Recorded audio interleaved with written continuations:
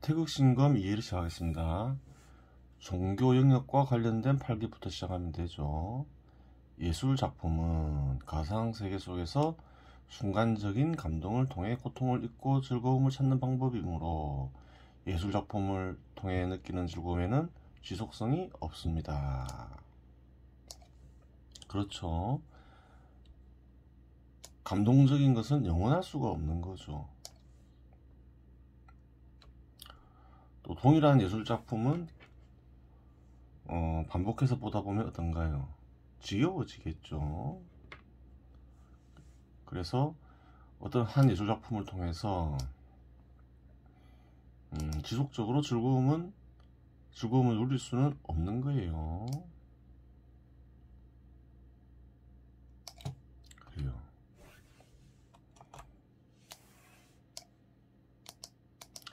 특히 어떠한 인간도 죽음은 피할 수 없으니 존재에 대한 불안감은 항상 존재하고, 그렇죠. 선하게 안 살면 지옥 간다는 말도 있고 짐승으로 다시 태어난다는 말도 있거니와 선하게 살지도 않았으니 마음은 불안하고 마음을 안정시킬 필요가 발생하지요. 그래요. 개를 짐승으로 바꾸는 거죠. 그 윤회설이 있잖아요. 죽으면 자기가 지은 어떤 업에 따라서 그래요. 다시 태어난다는 말이 있죠. 다른 생물에 들어갈 수도 있는 거죠. 다른 사람으로 태어날 수도 있고 항상 존재하고.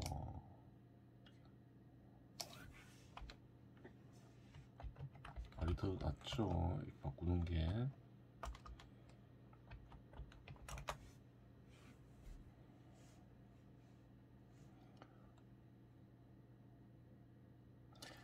그래요. 인간들이 이러한 마음을 달래는 기능을 담당하는 것이 종교 영역이지요. 이 역시 예술과 같이 5가지 이치로 인해 발생하는 것입니다.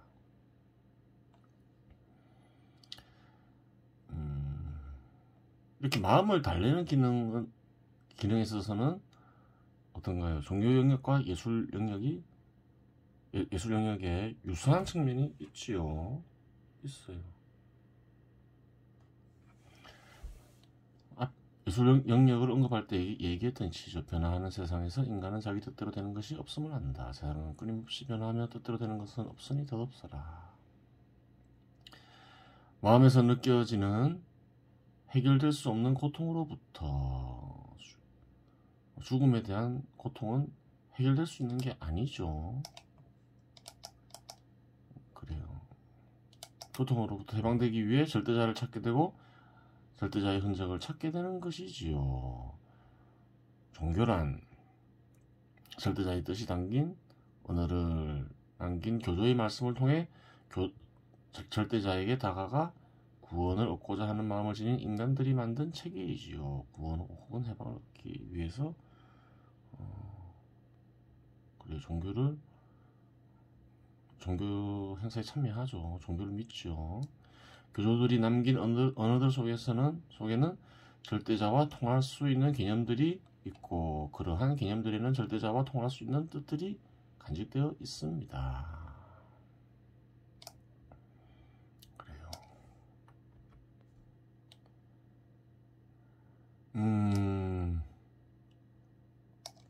절대자와 통할 수 있는 어떤 개념이 없으면 어떨까요?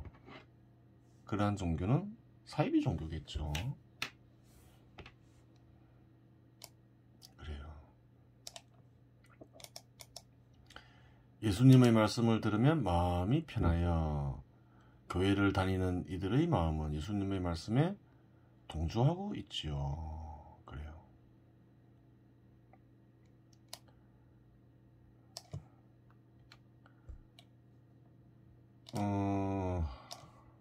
기독교는 예술을 교조로 이렇게 삼고 있죠. 그래요. 기독교를 믿는 이들은 어떨까요? 예수님의 말씀에 동조하고 있겠죠. 그래요. 어떤 뜻에 하는지는 각각의 신금을 익혀봐야 명확히 알 수 있겠지만, 무슨 말인가요? 예수도 많은 말들을 했겠죠. 그래요. 동조하지 않는 말이 있을 수도 있어요. 기독교를 믿더라도. 하지만 뭐 대체로 동조하겠죠. 명확히 아는 구체적인 방법에 대해서는 뒤에서 다루도록 하겠습니다. 그래요. 그럼 뒤에서 다루겠죠. 그때 뭐 보면 되겠죠. 마찬가지로 부처님의 말씀을 들으면 마음이 편하여 절에 다니는 이들의 마음 역시 같은 이치이지요. 그래요.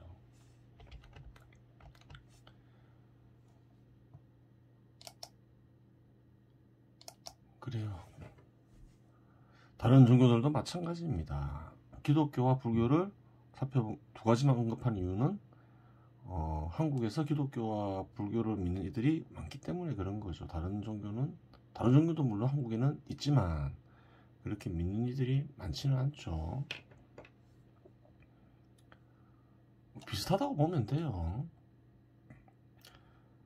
결국 종교에서는 교조의 말씀이 핵심이고, 교조의 말씀 속에서 뜻을 찾아 그 뜻으로 절대자에게 다가가고 마음을 갈고 닦으며 세상을 살아가며 삶의 방식을 정하는 것이지요. 그래요. 종교를 믿는 이들은 기본적으로 이러한 자세를 가져야겠지요. 대부분의 사람들은 또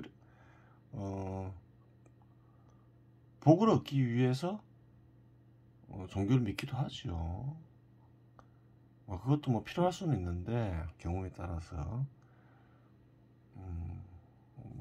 뭐 바른 자세라고 할 수는 없죠. 뭐 바른 자세를 얻기 위한 뭐 디딤돌 정도로 한번 생각해 볼 수는 있겠죠.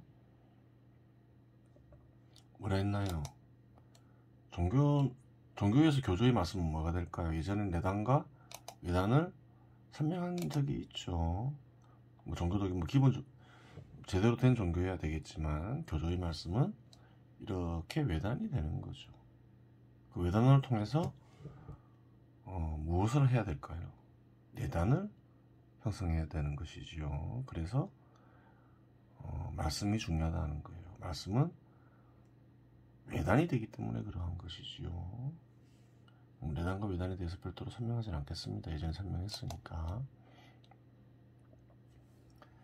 말씀이라는 것은 교조의 중심이 되는 의지를 이렇게 나왔겠죠. 중심이 되는 의지를 핵으로 하여 교조의 신금이 만들어낸 것이기 때문입니다. 어느 교돈이나 재산과 지위가 존재하는데 종교단체도 규모가 커지면 어떤가요? 많은 사람들이 모이죠. 그리고 재산도 있어요.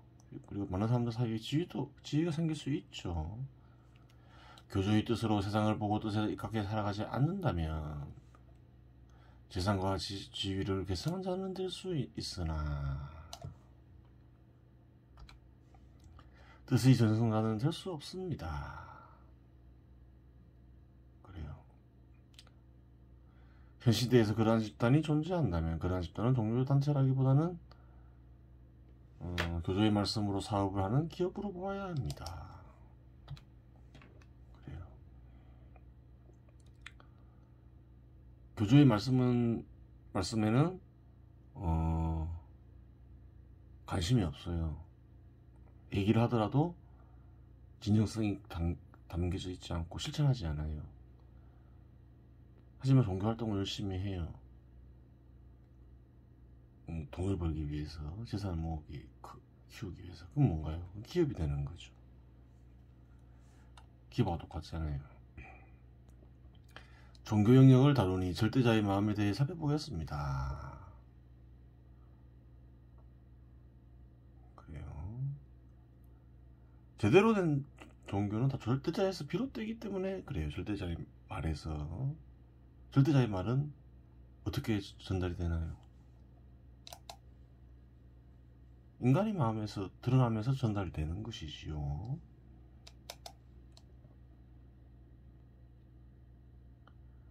인간의 마음에서 갖추고 있는 것은 절대적 역시 모두 갖추고 있습니다. 이게 무슨 말일까요? 인간이 갖추고 있는 것을 갖추지 못하고 있다면 절대자가 인간보다 못한 것이 되니 당연한 결론입니다. 여기서 그 모든 것을 언급하기는 어려우니 몇 가지 예로서 설명했습니다. 지구에는 중력이 있지요. 특정한 상태에 있는 물체는 예외 없이 중력의 작용을 받습니다. 또한 모든 생물은 결코 죽음을 피할 수 없습니다. 중력이나 모든 생물이 예외 없는 죽음은 이 세상에 절대적 개념이 존재한다는 증거입니다.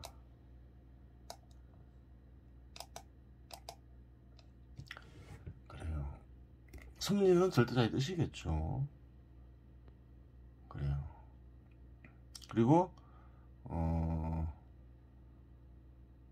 각각의 존재에는 절대자의 뜻이 부여되어 있겠죠.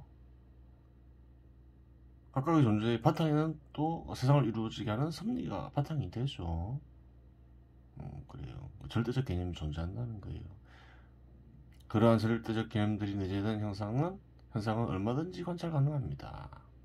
인간에게 있어서 개념은 좀 말을 잘못 적었죠. 무아에서 나타나는 지식의 구성 요소가 되죠. 무아의 구성 요소는 아니에요. 지식의 구성 요소가 되는 거죠.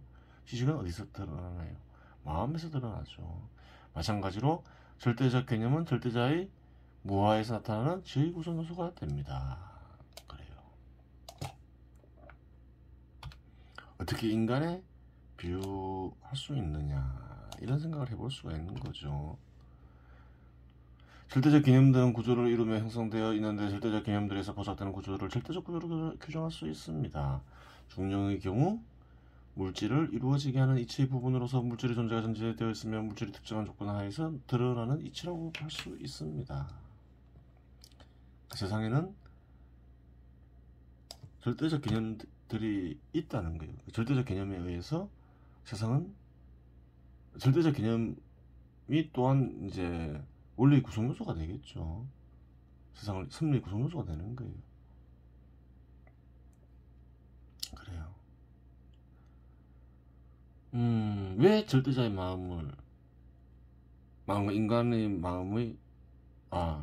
절대자의 마음을 인간의 마음에 비추어 볼 수 있을까요?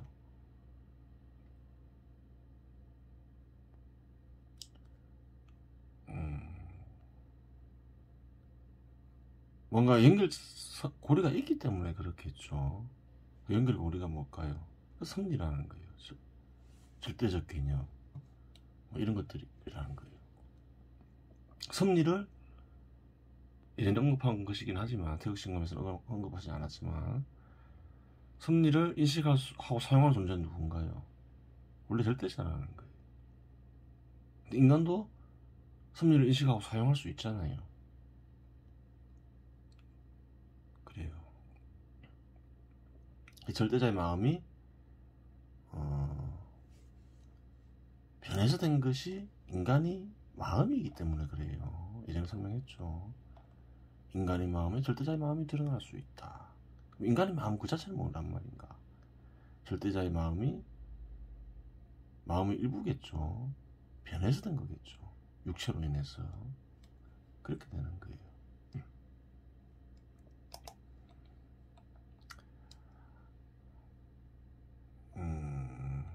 앞에서 언급했듯이 절대자의 개는 다음과 같이 구성되지요. 앞에서 언급했죠. 그래요. 태극신검 일부에서 언급했어요. 윗선은 만물의 변화를 일으키며 창조와 판매를 관여하는 존재, 중간선은 절대자의 마음, 아래선은 불변의 양, 절대자의 몸이 된다. 이렇게 적어놨죠. 만물의 주석이 달려있죠. 만물이라는 단어보다는 세상이라는 단어를 사용하는 것이 더 정확한 표현이다. 그래요. 만물에만 변화를 일으키는 것은 아니죠.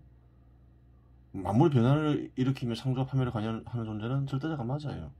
근데 만물에만 변화를 일으키며 창조와 판매를 관여하는 존재는 아닌 거죠. 전체죠, 전체에 변화를 일으키죠.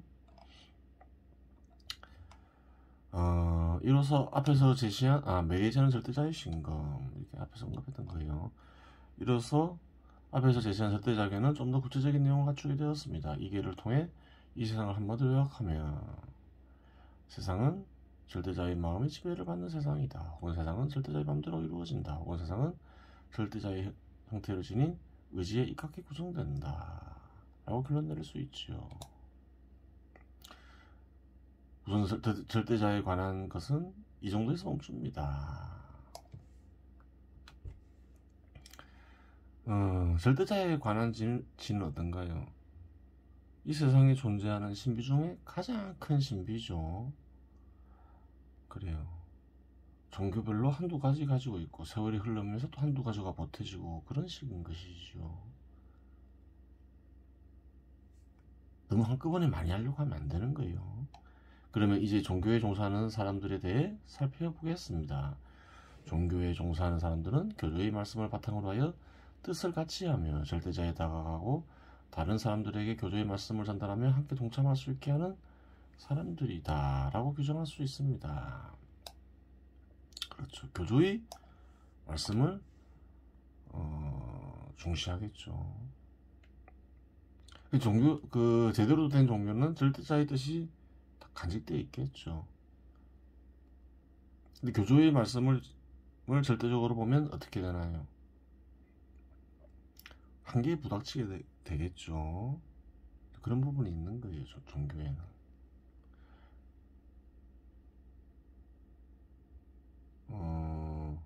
태극신금에 대해서 언급했죠. 태극신금 어떤가요?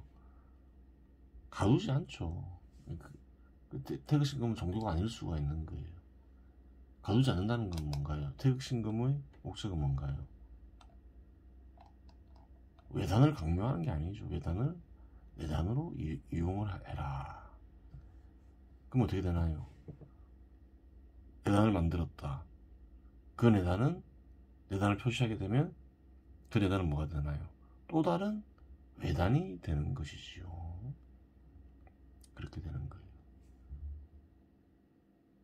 태극신금의 목적은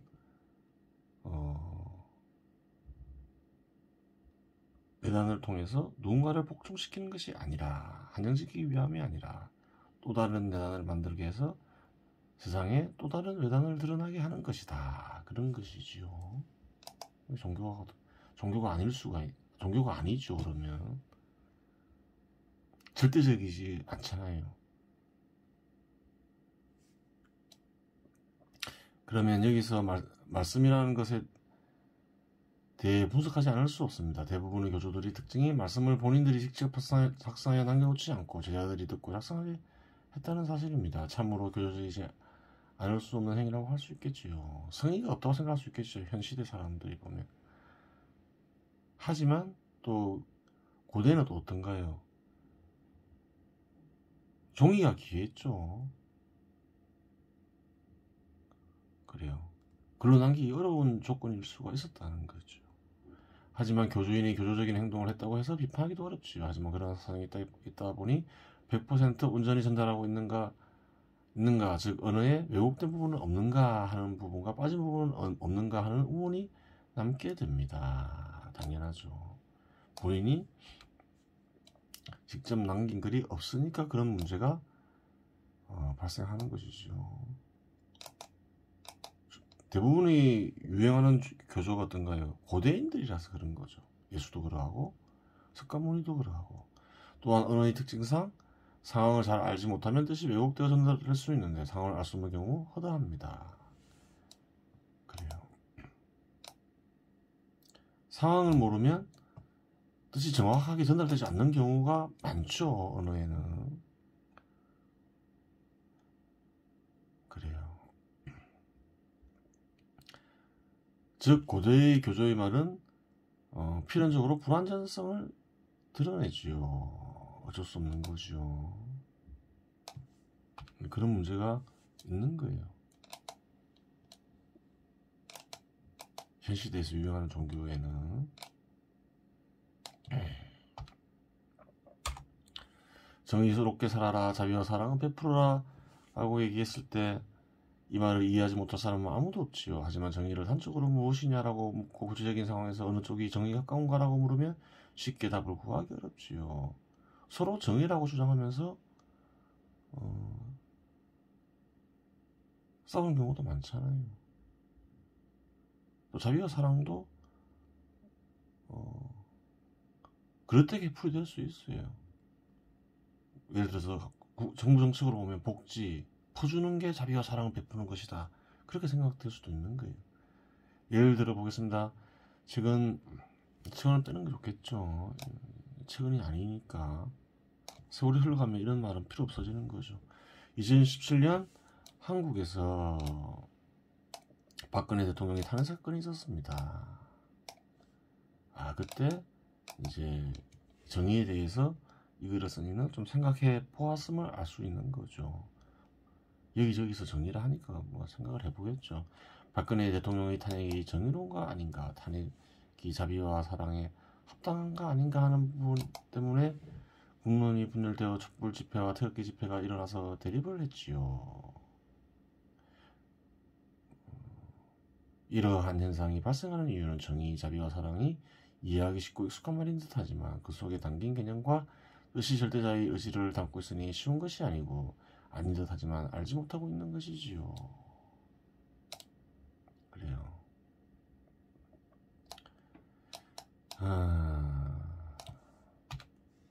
어떨까요? 탄핵에 찬성하니 찬성하지 않으니 그렇죠.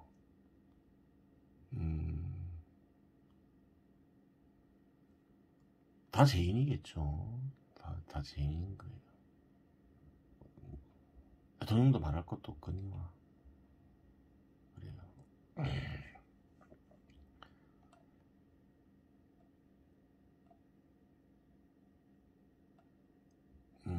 그런 부분이 있어서 박근혜 대통령과 그 박근혜 정부에 참여했던 많은 이들이 합방에 가기도 했는데 생각을 해보면 뭐 법적인 거 도덕적인 걸 떠나서 그래요. 잘못이 있냐면 떠나 잘못은 있으니까 그런 일이 벌어진 것이겠지요. 그래요. 제가 있어서 천벌을 받았을 수도 있고 사명을 다하지 못해서 천벌을 받았을 수도 있고 그런 거예요.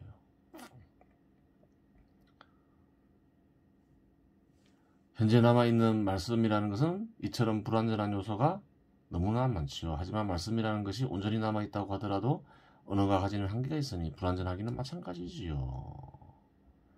그래요.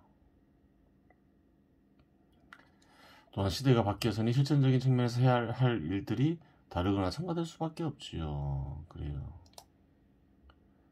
또 시대가 변했는데 고대의 어떤 고대의 뭐 행동 습관과는 다른 부분이 많이 생길 수가 있잖아요. 시대가 다르잖아요. 예전에 언급했죠. 얼마 전까지만 해도 수천 년 동안 고대 농경국가 시대가 지속되었다. 하지만 최근 몇백 년간 시대가 변하였다.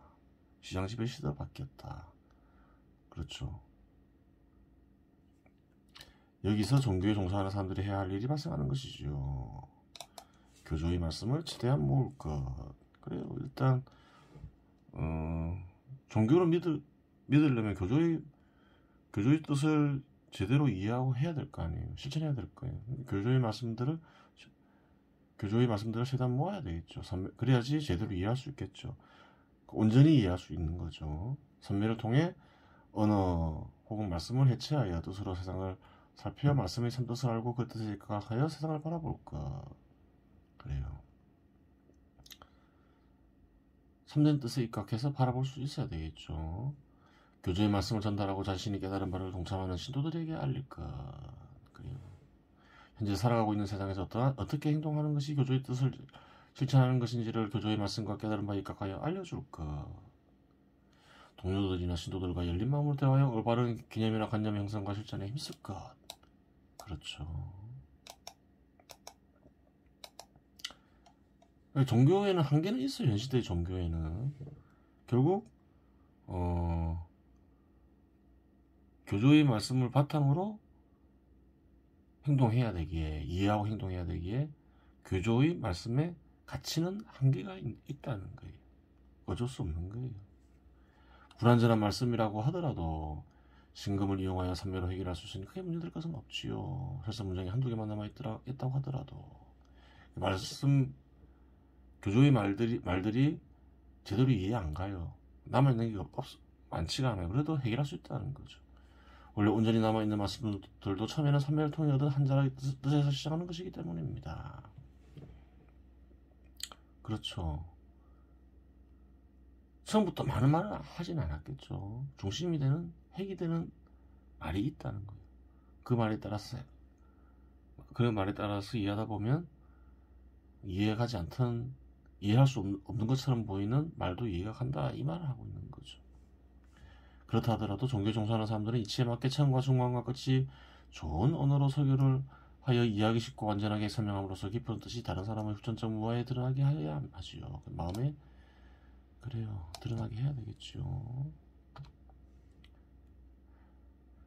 그래요. 처음과 중간과 끝이 좋아서 이해하기 쉽게 분명하게 그래요. 표현을 해야 돼요. 그것이 자비와 사랑의 정신에 부합되기 때문입니다. 그렇죠. 비구들이여 유행하라. 수많은 사람들이 복지와 행복을 위해 세상 사람들을 가입시 여겨 신과 인간의 이익과 행복을 위해 같은 길을 두 사람이 가지 말아라. 처음도 좋고 중간도 좋고 마지막도 좋은 뜻깊은 가르침을 바른 말로서 살아라. 오로지 원만하고 티 하나 없는 깨끗한 생활을 하여라. 그래요.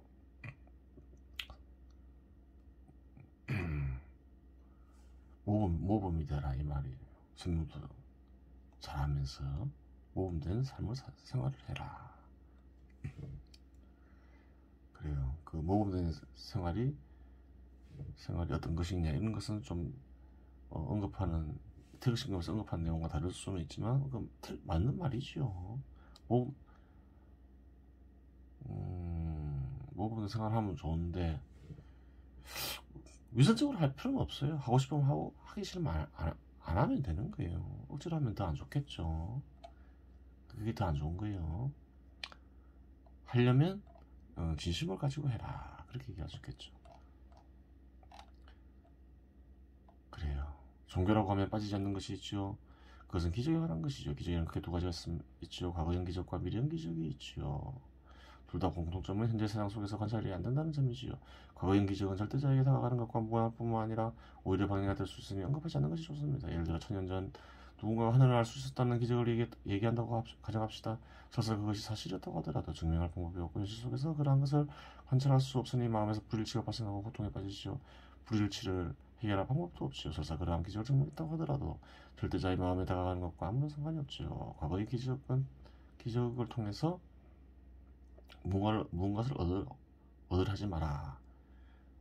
그 얘기를 하고 있는 거죠. 과거의 기적 속에는 교주의 뜻이 들어있지 않기 때문입니다. 교주의 뜻은 말에 다 간직되어 있는 거죠. 반면에 교주의 말씀에는 뜻이 간직되어 있고 다 설명하고 있죠. 그 뜻으로 세상과 절대자를 마음의 눈으로 바라보게 함으로써 절대자에게 다가가게 하는 힘이 있지요. 하지만 만일 기적을 이룬 비법이 있다면 그것은 다른 이야기입니다. 기적을 이룰 수 있는 비법이 있다면 익혀야 되겠죠. 근데 기적을 이루는 비법은 없겠죠. 섭리를 이용하는 방법만이 있을 것이죠. 하늘을 날아다녔다는 사실은 필요 없는 것이고 날아다니는 비법이 있다면 그것은 가치가 있다고 하겠지요. 하여간 관찰하고 이치를 따질 수 있는 능력을 부여한 존재는 절대자이며 관찰하고 이치를 따지려고 하는 존재도 절대자이니 중생들을 괴롭힐 이유는 없는 것이죠. 이해가 안 될 수 있는데 이 부분에 대해서는 인간 편에서 다루도록 하겠습니다. 기적에 의지하지 마라. 어쨌든 과거의 기적에 의지하지 마라 이렇게 얘기하는 건데 기적에 의지하면 안 되겠죠. 왜 그런가요? 절대자를 믿는 이는 절대자의 뜻을 찾고 따르려는 이는 기적을 믿으면 안 돼요. 그럼 왜 그런가요? 세상의 바탕이 되는 섭리작용을 절대자가 그래요. 이렇게 하기 때문인 거죠. 절대자는 섭리에 입각해서 세상을 다스리고 있죠. 섭리는 절대성을 지니기 때문에 그런 거예요. 절대자와 섭리, 진리에 입각해서 그래요. 세상을 대하고 실천하며 살아야 되겠죠.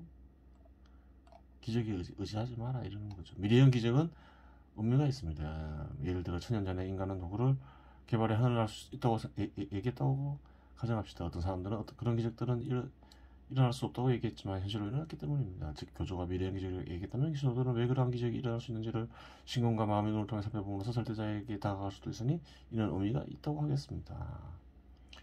미래에 대해 생각했다면 한번 곰곰이 섭리각에서 생각해보라 이 말이죠. 물론 그 결과 미래의 기적에 대한 의견이 교조가 다를 수 있다고 하더라도 상관없습니다. 미래는 인간의 선택에 따라 큰 흐름은 바뀌지 않더라도 속도나 형태에 있어서 결정되어 있는 것은 아니기 때문이다. 다음에는 종교가 성립되기 위한 조금 살펴보겠습니다. 미래를 살펴볼 때는 뭐에 입각해서 살펴봐야 될까요? 섭리에 입각해서 살펴봐야 되겠죠. 교조가 얘기했다 하더라도 섭리에 어긋나면 그것은 바꿔야 되는 거죠. 종교 성립 조건 뭘까요? 교조가 존재해야 한다. 교조의 말씀이 있어야 한다. 교조의 관점에서 절대자와 세상을 바라볼 수 있는 시각이 있어야 합니다. 주관하는 세상의 제도에 대한 방법이 있어야 됩니다. 그렇죠. 절대자의 뜻을 찾으니까 전체 사회에 대한 절대자의 뜻도 있어야 될 거 아니에요.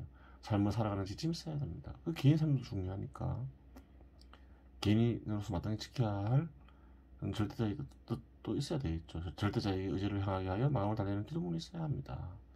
그렇죠. 종교니까 절대자에 대한 기도도 있어야 되겠죠. 삶에 이르게 하여 교조의 말씀을 살필 수 있는 수련법이 있어야 됩니다. 그렇죠. 직접적으로 절대자와 절대자의 뜻이 드러날 수 있게 하는 수련법이 있어야 되겠죠. 위 7가지는 필수적인 것입니다. 필수적인 것은 아니지만 교조의 말씀에 담긴 뜻을 통해 그림이나 음악, 조각 등 예술 작품들이 존재할 수 있습니다. 그래요. 절대자의 뜻이 가질 때 예술 작품을 얼마든지 만들 수 있겠죠. 그래요. 귀에 새겨지는 대상은 다음과 같습니다. 절대자, 작업수단, 종교인. 종용영인과 관련된 발견은 다음과 같습니다. 그렇죠. 절대자, 물적 토대, 종교인, 포교활동, 공교활동, 뜻의 이해, 시대 장소별, 구체화된 개념이나 관념, 마지막으로 뜻의 실천. 그렇게 되는 거예요. 이번 시간에 여기서 마치겠습니다.